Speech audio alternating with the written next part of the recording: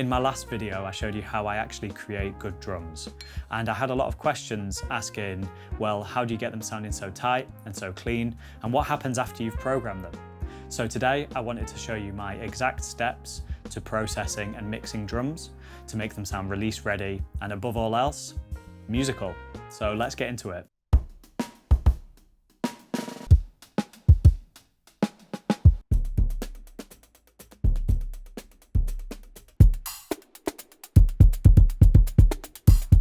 I've been mixing drums for about 10 years, but I wanted to share with you some of the things that I've learned so that it might support and help your process too.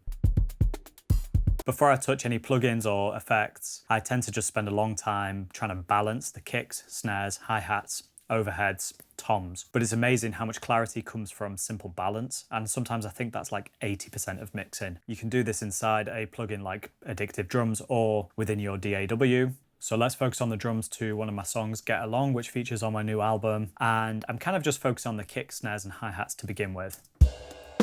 This is kind of where I left it. But if I just pull the sliders all the way up so you can just hear it full blast.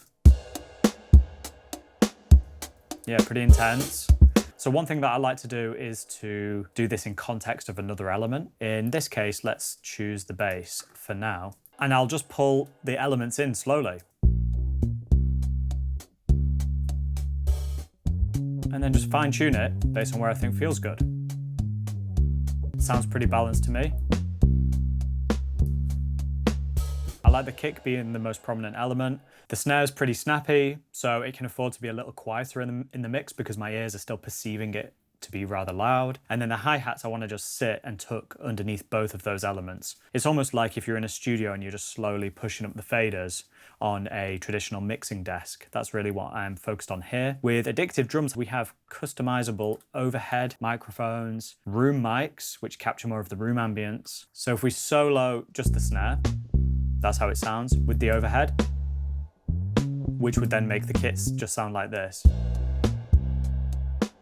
which is really nice. So that's with the bass, but then of course it's important to listen to it in context of the rest of the song.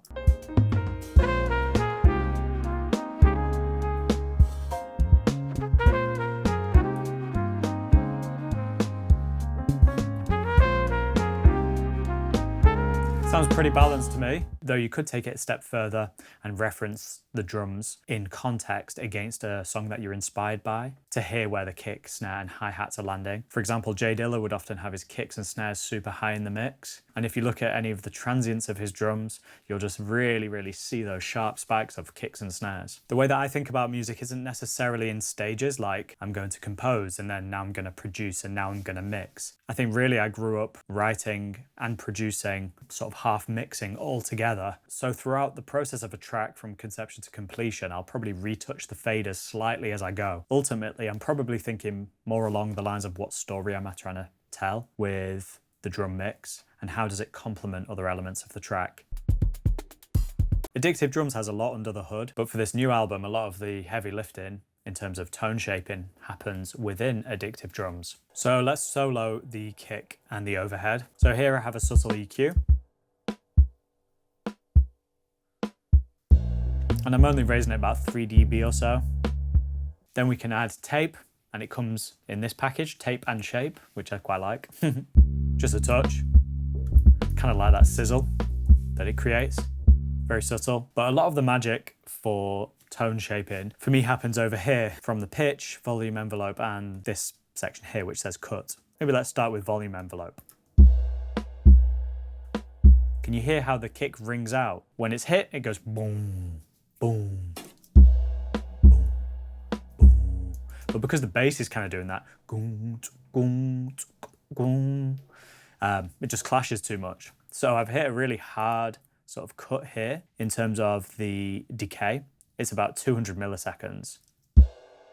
So then we just get that first punch of the kick through. I also have this cut, which is like a filter. Just the cut. Take some of that high end off, can do more. Yeah, and then back with the volume envelope. Here I've pitched the kick up a little bit. That's all the way. That's neutral. Nice. I like it pitched up so it sits nicely with the electric bass. And then we can process the snare as well. Okay, so from the compression perspective, I'm not engaging the gain reduction meter at all. If I pull the threshold down, you can hear it. But mostly I'm focused on this element here, distortion. Here I chose heavy. Amount, pretty neutral, 50%, and then I'm like mixing it in about 20%. But if I hit the mix harder, too much for this though, for me. No EQ, sounded good to me, and same with tape. I've killed the snare buzz completely, and I'm miking the bottom of the snare predominantly. Over here on the send, I've got some reverb. Over on the snare, I'm just sending it about 10%, just adds more depth to the kit. So once I've done that for all of the individual elements, a little bit of distortion, tape saturation, volume automation, and sort of cuts or filtering, I'll then move over to the master. You can see I've added a few different effects. Here's without. I treat this like a drum bus, pre-drum bus, because then I'll do some final shaping in Ableton as well. But here I've basically got compression and distortion, and I've mixed it in 100%, and then I'm just dialing in some like parallel amount basically here. And yeah, I've got it set to about 14%, but have a listen if I push it. Really crunchy, so I just pull that back. And then here, tape saturation, driving quite hard. Yeah, and that's it really. So here's how it's now sounding in the context of the song.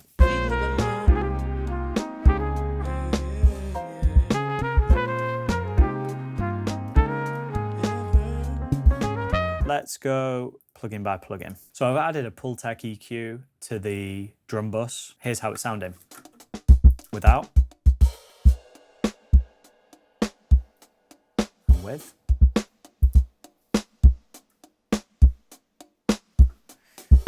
So I've set the frequency to 80. I'm boosting around 3 here. And then for the higher frequency, I've set it to 12K and boosted it pretty substantially. Supports those hi-hats to pop even more. Then I'm using this plugin, Decapitator by Soundtoys. I've got it set to T. So I hit Decapitator really hard. You'll see in a minute when I press play. And then I just mix a tiny bit to taste. That's with the dry wet up high. None at all.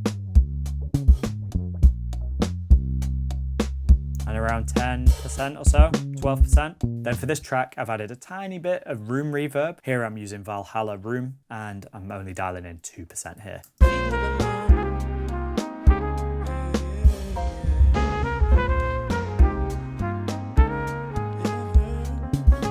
So once I've got everything balanced and feeling right, I usually finish the drums with a touch of bus compression.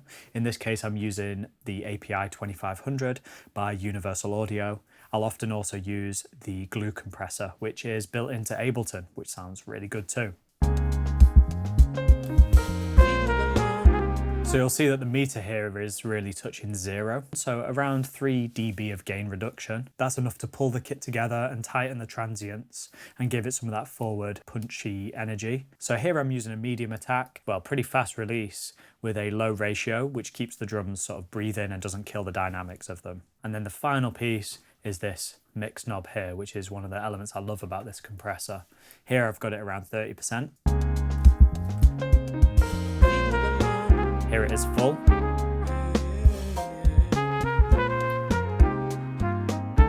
Just right. And then really I'm just trying to make the needle dance just a little bit. 3 dB of gain reduction at 30% mix. Sweet spot. Oh yeah, by the way, you can find some of these MIDI drum patterns over on my Patreon. If you sign up for free, you can download a small pack of my different drum grooves, including fills and variations.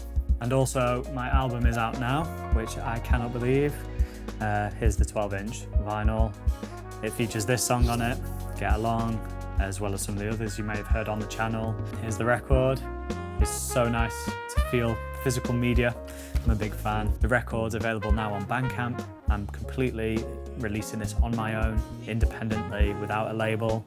So it's a really nice way of supporting the channel. Even if you don't have a record player, the artwork's beautiful, the artwork's hand painted, and I think it adds a really nice touch and tells the story of the music really brilliantly. But yeah, as always, big thank you for watching. We're almost on 20,000 subscribers, which is mental. Thank you.